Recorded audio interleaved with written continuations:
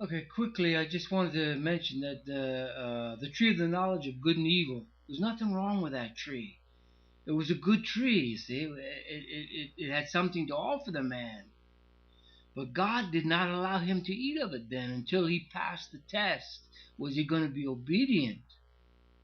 I mean, that tree is no good to sin and to get it. It was not a good experience for the man. You see, if he had waited and he had been obedient to God, and God would have let him eat from the tree of life also and live forever. It says there in Genesis. No mention of hell, but there was of everlasting life. You see, God had only good things to give the man. But if he didn't, he would die. But if he proved faithful, he could have eaten from the tree of life. And it says in Genesis, and to eat and to live forever. That's what the tree of life would have enabled him to do.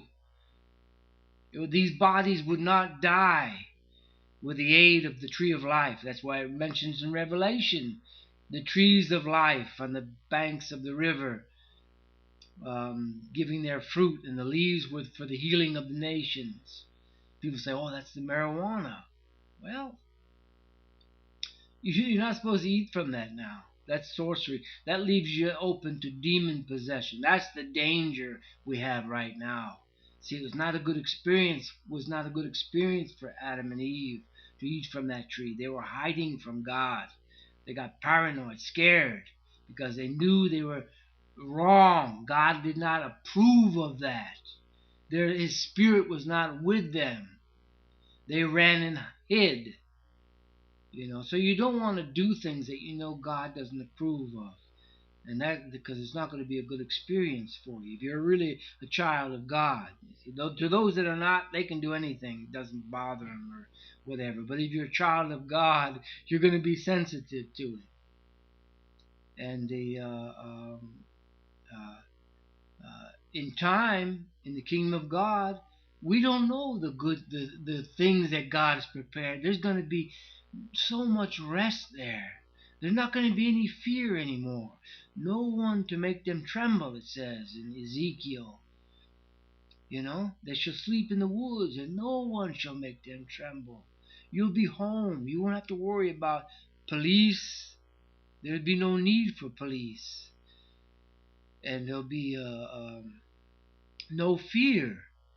And we don't know the things that wonderful, just too wonderful to you couldn't even describe it.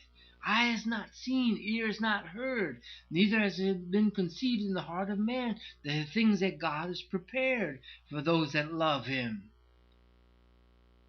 It's going to be paradise. It's going to be wonderful. It's going to be more than we could have ever imagined. That wonderful. Think of the most wonderful place you could think of in your imagination. It's going to be better than that. Better than everything is going to be pure. Everything is going to be clean.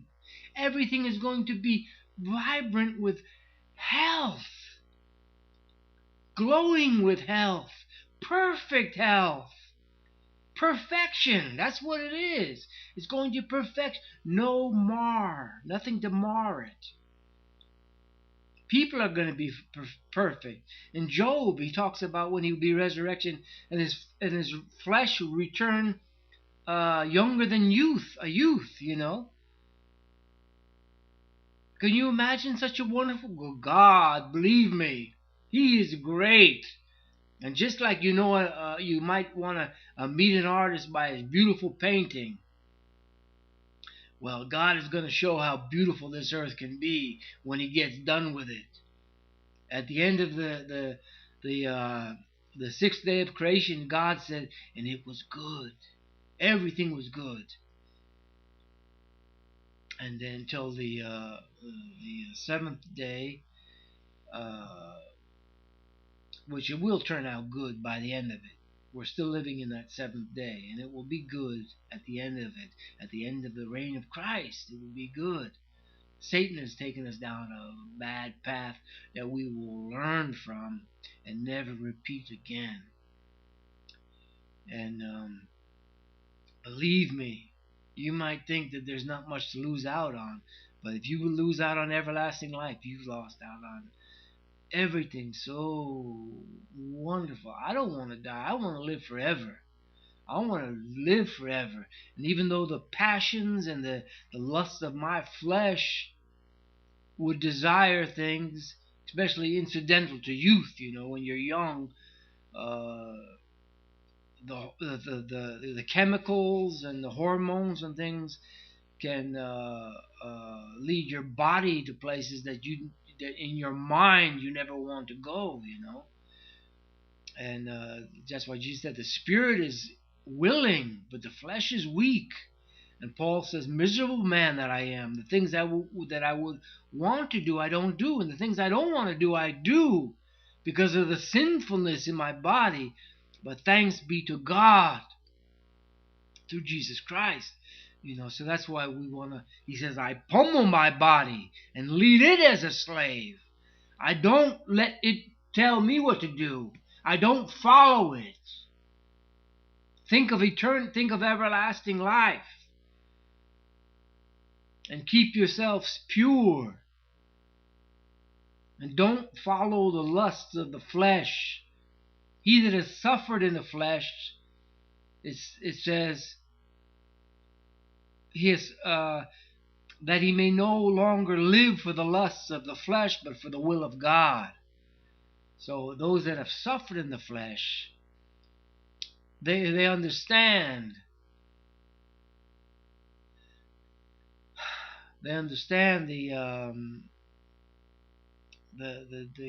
discipline or the chastening of the Lord, of God, that He gives to them, and they don't want to go down that road.